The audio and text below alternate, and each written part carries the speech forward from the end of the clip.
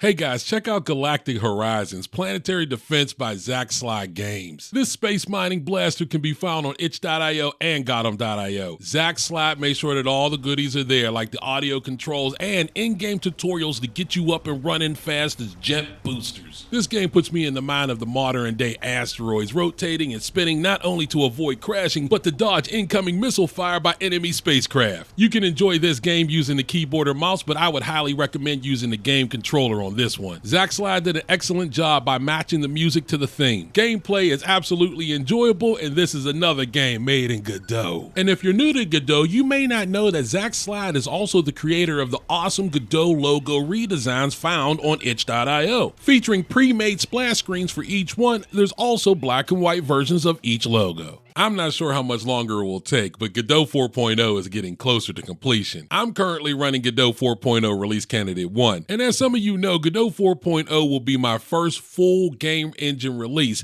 as a new Godot user and game developer. I am so proud to say that I am standing on the shoulders of giants. All those community members, programmers who helped make Godot a reality. Because of y'all, I now have access to modern Vulkan renderer, global illumination systems, AMD Fidelity FX support, improved physics and 3D animation, multiplayer improvements, editor enhancements, and so much more. And let's not forget that GDC is rapidly approaching. The location of Team Godot booth is on your screen right now. I wish I could go so badly. They're going to be right next to some familiar names like Unreal Engine and Unity. So for now, I just want to say thank you, Team Godot, and that I can't wait for Godot 4.0 to go live. It's over, I got someplace that I gotta be.